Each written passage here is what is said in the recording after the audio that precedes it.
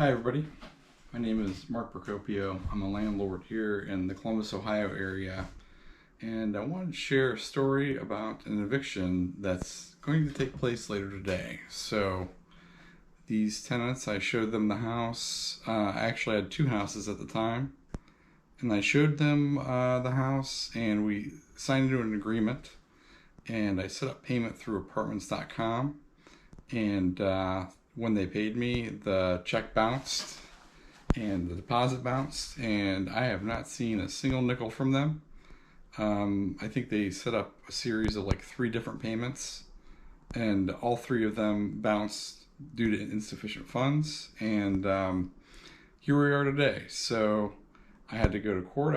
First I had to post a 3-day notice, pay or quit. I hired an attorney to do this. I've done this 3 times now. But this is the first time where I actually have to go over to the residence, hire some people to put their stuff out on the curb, and basically take back possession of the property. So I'll share the story and take some video here, and let you guys see what the before and after. Yeah, I guess that's all for now. Hey everybody. So here we are. We're on the way over to this eviction.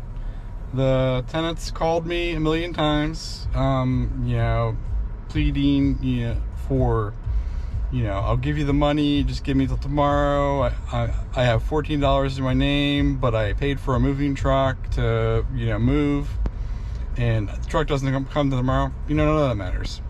She even went as far, and maybe this is true, maybe it's not.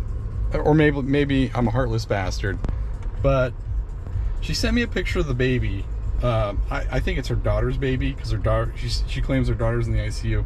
I don't know. It doesn't matter at this point.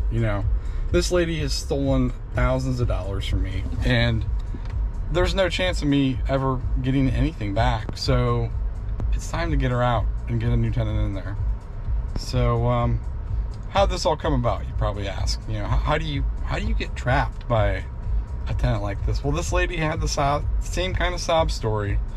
Her husband's sick, been living in a hotel for the past month.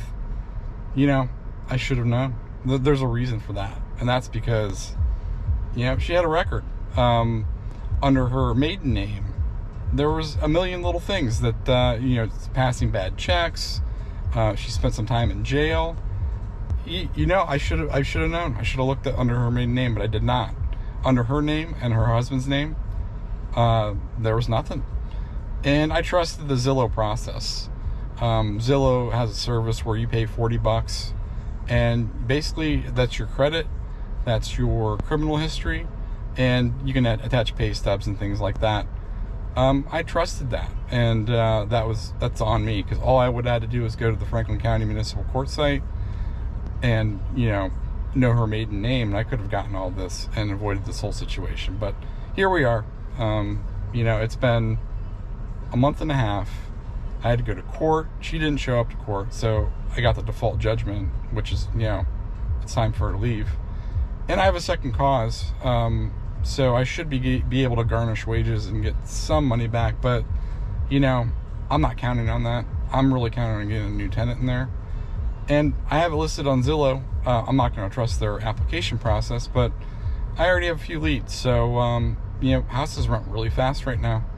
And it should just be a matter of time before I get somebody else in there. I'm probably not going to show too much of the actual eviction process, but what I will show is just the house and the condition it's in when it's returned to me. So, yeah, I think I'm going to start heading that way. We got about an hour, and then I guess the other thing I can talk about, so I did pay a crew of folks. I got they do set out, they do moving, and they do like set out kind of stuff, so they're aware of the process. The process basically is, the bailiff will go in there, he'll make sure there's no weapons or anything like that, and then we have 90 minutes to move all their stuff out. I personally won't be moving anything. I think I just need to let these guys that I'm paying handle it. It was $600, to have them do all that, and they have to set everything on the lawn. And it looks like Yeah, it looks like it's going to rain today, so they have to cover everything in plastic. But by no means am I responsible for protecting their property or anything like that. I mean, it has to remain there for 48 hours for them to pick it up and move it somewhere, or it becomes mine, and I'll probably either set it on the curb and have the city come pick it up, or most likely I'll pay these guys a little bit more money and they'll take it away and get it out of my site so I can start running this property. And that's pretty much it. Stay tuned. In a few minutes here, I'll be heading that way. So I have about 20 minutes here before I'm going to head over to the house to do the eviction. But I want to give some tips for screening tenants and pretty much my process. So one thing I highly recommend is you put your ad on Zillow. That's what I do. They syndicate to other sites like HotPads and Trulia, and then what I like to do is you'll get a name usually coming back saying so and so wants to view your property. So from that point, I take that name and I go to the Franklin County Municipal Court site, fcmcclerk.com, and I put that name in. And if you see any CVGs, basically it'll bring back all the records of any kind of incident they've been involved in. So if you see any CVGs, a CVG is the code for eviction. So basically, I don't even return the call or acknowledge that I got anything if I see a CVG. Sometimes it's unfortunate, if somebody has like a last name common like Smith or Johnson, well, those are really hard to screen because there's just so many Smiths and Johnsons, and there's probably it's unlikely that they it's that person, but I tend to tread on really thin water. I typically respond to them, but I try just to not even show the house until I have kind of some idea, that they haven't been evicted or they're not one of these serial evictor people. So essentially, you'll go through a lot. I mean, I'd say out of 10 responses, I want to say like 6 are people who have been evicted before or have bad credit. Bad credit's really common. I ask like 10 questions, on that response of somebody who doesn't have evictions. And it's like, what's your first and last name, your email, how many people want to live on the property, including yourself? Do you have any pets over 50 pounds? Are you agreeable to a 2-year lease? Because I find people who are agreeable to a 2-year lease, they have their act together, and they're probably going to be pretty good. If they're not agreeable to a 2-year lease, chances are they're kind of transient. And I have single family homes. That's all I have. So there's a lot of wear and tear that happens, and to turn a house over, it's usually a couple thousand, in terms of cleaning and doing all the things the house would need. So I also ask, are you agreeable to lawn care? If I provide a mower, will you cut the grass? And a lot of people are agreeable to that. And the last question I ask is, do you have a landlord currently that can confirm positive rental history? Because I will tell you, if somebody's been evicted, then guarantee, that they don't care about paying rent. Rent's probably like the last thing they're thinking about paying. And I can kind of understand, it takes a good 45 to 60 days to get them out. So I can understand, they can bide their time and until it has to happen. So yeah, with that, I show the house, and appearance is kind of a big thing too. How does a person communicate? If they're willing to communicate with Zillow, that means they communicate via email. And I work a 40-hour a week job on top of all this, so I can't be getting phone calls, throughout my work day, and getting those kinds of distractions. And I have 7 houses, and everybody's willing to communicate via email, so that's how I like to do it. And if they can't communicate via email, that's kind of a deal breaker for me. But if they're, they show up in person, They communicate well, and they've passed all my checks up until now. Then I do the application process. And the application process is pretty simple. I look them up on the Franklin County Municipal Court site. I would not recommend using Zillow, as I mentioned. Well, their application process, because their application, I think people can just type in basically anything and not verify it. So my paper application requires pay stubs, account balances, past 2 properties, with the landlord's name and phone number. I check all that stuff. I look at the pay stubs. I make sure they're making like 3 times the monthly. That's pretty common. If they're not making 3 times the monthly rent, then chances are they probably can't afford it. Although I've looked past it and I've never had a problem. Like if they're making like 2 times, let's say. So, and I will say, sometimes you can give people the benefit of the doubt if they have that positive rental history. But if they don't have that, then I would highly recommend just keep looking. Good people are out there, and you got be willing to keep the house empty as opposed to putting the wrong person in it. Because in the situation I'm in right now, yeah, these people, it's taken me 60 days. They have not paid me a penny, and it is the day of the eviction, and suddenly they came out of the woodwork. She's called me twice. She's texted me 1,000 times. She's emailed me, total sob story.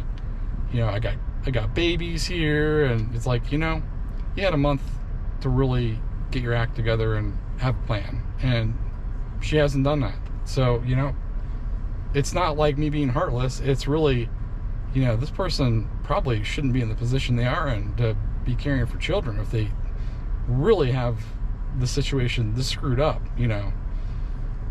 So, yeah, call me what you will, but yeah, it's time for me to move on. This is an investment for me, and I have to pay taxes and insurance and mortgage, not on this house but on other houses, and I got bills. So this stuff isn't free, and I didn't make those decisions to do all these things. So another interesting bit is my neighbor noticed an Aaron's truck in the driveway like a month ago. So I called Aaron's and I said, hey, I'm evicting this lady today, and I think they have some of your furniture because we saw a truck in the driveway. And the guy's like, can you give me the phone number? And I gave him the phone number of the person I've been communicating with, and he's like, yeah, we got a person, who has some furniture over there at your house, but as it turns out, it's a different name. And it's like, yeah, no surprises there. This person doesn't have any money or any credit, so they're passing bad names, bad checks. Just like on the court site when I looked her up under her maiden name. There's a history of passing bad checks, under a different name. So yeah, history will repeat itself, with these people. The best thing you can do is just find somebody who doesn't have anything negative on their application, and go with them. I felt sorry for this lady. She gave me a real, big sob story. I've been living in a hotel. The reason why is because every house that comes on the market instantly gets rented out, and now I know. So what can you do?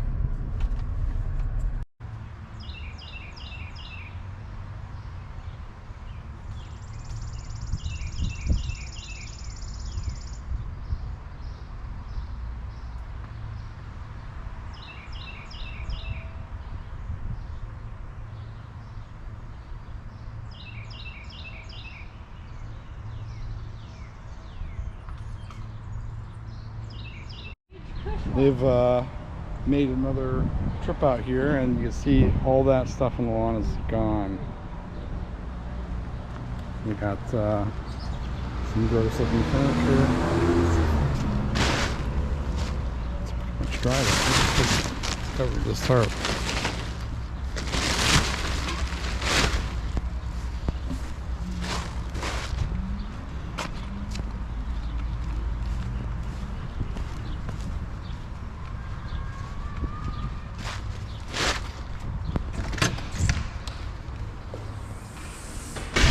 Yeah, all the blinds are trash, so I just took them down. That garden hose is mine, but you know, just a little bit of dirt.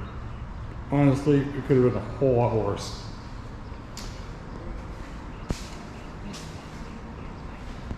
I cleaned the fridge out. There was still crap in there. And I don't know, can you guys even see? Let's turn this light on. So I had to replace this lock, and door wasn't right for it. They still have some stuff in this garage. Made sure they could access that. There's a lot of crap. Nothing really major.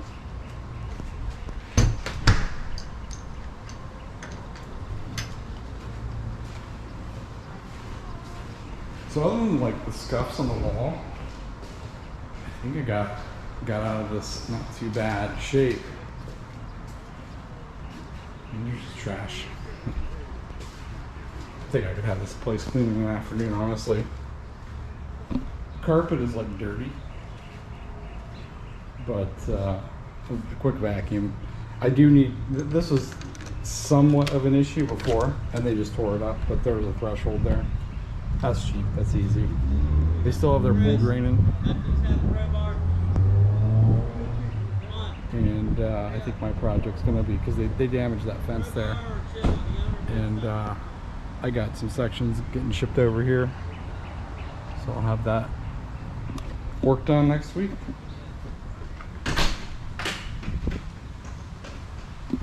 That's pretty much it.